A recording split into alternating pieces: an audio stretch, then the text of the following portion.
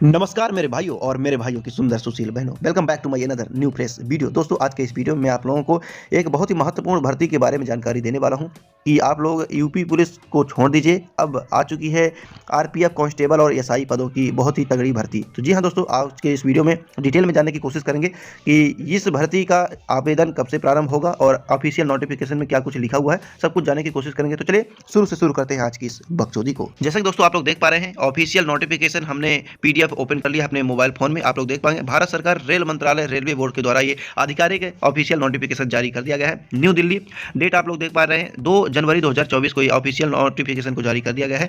ये देखिए दोस्तों, एकदम से रियल जेन्युइन ऑथेंटिक जानकारी देने का प्रयास करेंगे आप लोगों को। आप लोग देख पाएंगे दोस्तों, सब इंस्पेक्टर और कांस्टेबल के पदों पर भारी मात्रा में भर्ती आप लोगों को देखने को मिल जाएगी। तो मैं आप लोगों को बता देता हूं कि जो कि एजुकेशनल क्वालिफिकेशन की यदि बात किया जाए तो सबसे पहले तो मैं आप लोगों को बता देता हूं और दिखा देता हूं कि कहां कुछ क्या लिखा हुआ है कि आपका एसआई के पदों के लिए और आरपीएफ कांस्टेबल के पदों के लिए क्या एजुकेशन आपकी होनी चाहिए। तो मैं आप लोगों को बता देता हूं दोस्तों कि यदि आप लोग कांस्टेबल के पद में यानी कि आरपीएफ कांस्टेबल यदि आप लोग फॉर्म भरना चाह रहे हो तो उसके लिए आपकी जो है क्वालिफिकेशन क्या होनी चाहिए। तो आप लोग देख पाएंगे इसमें लिखा हुआ एलिजिबिलिटी ऑफ कैंडिडेट्स की क्या होनी चाहिए। ये देखिए दोस्तों, आप देख पाएंगे इसमें लिखा हुआ सब इंस्पेक्टर। सबसे पहले तो आप लोग देख पाएंगे सब इंस्पेक्टर में यदि आप लोग आरपीएफ सब इंस्पेक्टर में फॉर्म भरना चाह रहे हो तो इसके लिए आप लोगों का जो एजुकेशन है कम से कम ग्रेजुएशन होना चाहिए। इसके बाद आप लोग देख पाएंगे जो कि मिनिमम एज की यदि बात किया जाए तो 20 साल कम से कम आपकी एज होनी चाहिए। इसके बाद मैक्सिमम एज हो तो 25 साल आपकी मैक्सिमम एज होनी चाहिए। देन इसके बाद कांस्टेबल नॉर्मल जो आरपीएफ का कांस्टेबल होगा, कांस्टेबल के पद में यदि आप लोग फॉर्म को अपना अप्लाई करना चाह रहे हो तो उसके लिए आपको एजुकेशन क्वालिफिकेशन 10th पास यानी कि 10वीं पास होना चाहिए। इसके बाद यदि एज क्वालिफिकेशन की बात किया जाए, एज क्राइटेरिया की बात किया जाए तो आपकी जो एज है मिनिमम 18 साल होनी चाहिए। इसके बाद 25 साल मैक्सिमम होनी चाहिए। यदि आप एक्स्ट्रा एज रिलैक्सेशन की बात किया जाए दोस्तों तो एक्स्ट्रा एज रिलैक्सेशन भी यहाँ आपको आरपीएफ में देखने को मिल रहा है दोस्तों। तो एससी एसटी के जितने भी कैंडिडेट हैं उनको 5 साल का एक्स्ट्रा एज रिलैक्सेशन दिया जाएगा। इसके ओबीसी के कैंडिडेट जितने भी हैं तो उनको 3 साल का एक्स्ट्रा एज रिलैक्सेशन दिया जाएगा दोस्तों। तो दोस्तों सबसे पहले मैं आप लोगों को बता देता हूँ सिलेक्शन प्रोसेस क्या है दोस्तों। आप लोगों का सिलेक्शन किस प्रकार होगा, पहले रनिंग होगा कि पहले पेपर होगा, क्या कुछ होगा, तो मैं आप लोगों को बता देता हूँ दोस्तों। 3 स्टेज में ये जो आपकी जो भर्ती प्रक्रिया है आरपीएफ की 3 स्टेज में कंप्लीट कराई जाएगी।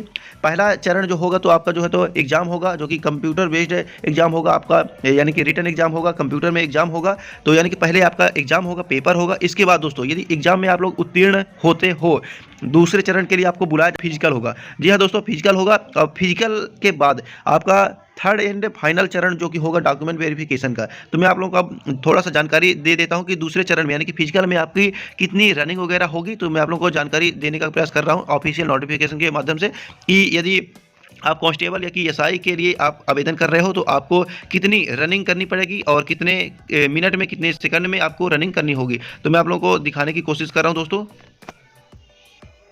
तो दोस्तों आप लोग देख पा रहे हैं दोस्तों, ये देखिए दोस्तों, सब इंस्पेक्टर यदि आरपीएफ सब इंस्पेक्टर के यदि आप लोग फॉर्म भरते हो तो आपको द्वितीय चरण में यानी कि फिजिकल में यदि आपका एग्जाम पहले निकल जाता है, पहला चरण यानी कि एग्जाम आप क्लियर कर लेते हो तो आपको फिजिकल के लिए बुलाया जाएगा। और फिजिकल आपका जो होगा तो 1600 मीटर की रनिंग होगी और उसके लिए आपको जो है मैक्सिमम टाइम मिलेगा 6 मिनट 30 सेकंड एसआई के लिए, ठीक है। और लॉन्ग जंप यदि आपकी बात किया जाए तो 12 फीट आपको लॉन्ग जंप करना पड़ेगा और हाई जंप की बात किया जाए तो 3 फीट 9 इंच आपकी हाई जंप रहेगी। इसी के साथ यदि सब इंस्पेक्टर फीमेल कैंडिडेट की बात किया जाए तो फीमेल कैंडिडेट को दोस्तों 800 मीटर सिर्फ 800 मीटर की रनिंग करना पड़ेगा और 4 मिनट में। और लॉन्ग जंप की बात किया जाए तो 9 फीट लॉन्ग जंप रहेगी महिला कैंडिडेट की और हाई जंप रहेगी 3 फीट।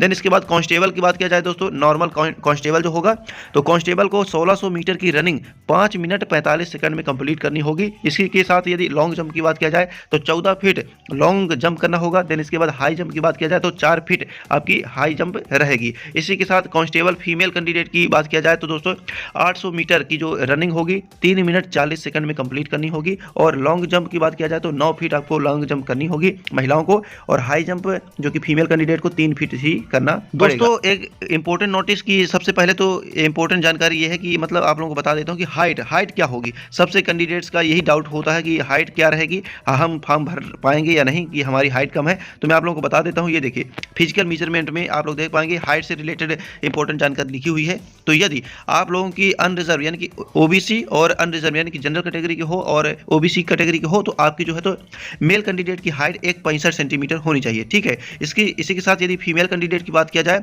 अनरिजर्व यानी कि जनरल और ओबीसी की 157 हाइट होनी चाहिए।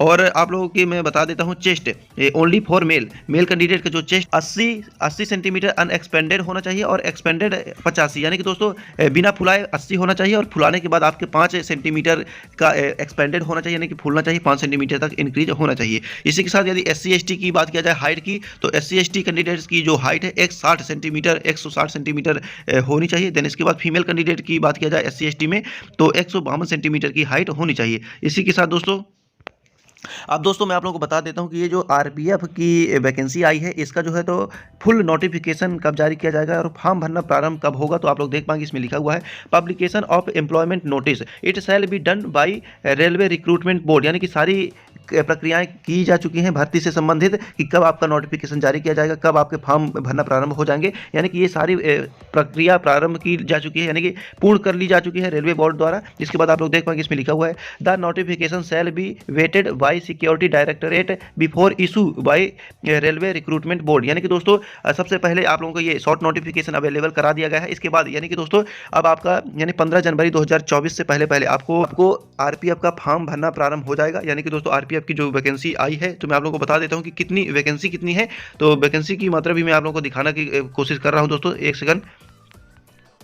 तो दोस्तों फाइनली मैं आप लोगों को ये बता देता हूँ कि आखिर वैकेंसी की मात्रा कितनी है, आखिर कितनी वैकेंसियाँ आई हैं SI के पदों पे और कांस्टेबल के पदों पे। तो मैं आप लोगों को दिखाने की कोशिश कर रहा हूँ दोस्तों, आप लोग देख पाएंगे इधर लिखा हुआ है the current round of recruitment is being done for filling up vacancies of 2000 in the rank of constable, यानी कि दोस्तों कांस्टेबल के लिए 2000 पदों पर भर्ती कराई जाएगी। इसके बाद constable and vacancies of 250 in the rank of sub inspector in RPF RPSF, यानी कि दोस्तों RPF में SI पदों की जो है तो संख्या है 250 और कांस्टेबल पदों की जो संख्या है तो 2000, टोटल मिला के बात किया जाए यानी कि दोस्तों 2250। आप लोग देख पाएंगे दोस्तों 2250 टोटल मिला के भर्ती आने वाली है। तो बहुत ही जल्द यानी कि आप लोगों का फुल नोटिफिकेशन आ जाएगा और आप लोग इस PDF को डाउनलोड करना चाह रहे हो तो मेरे वीडियो के डिस्क्रिप्शन में मिल जाएगा। ये ऑफिशियल PDF आप लोग डाउनलोड कर सकते हो और अच्छे तरीके से आप लोग पढ़ सकते हो कि क्या कुछ इसमें पॉइंट लिखा हुआ है, ठीक है। तो इसका लिंक आप लोगों को मेरे वीडियो के डिस्क्रिप्शन में मिल जाएगा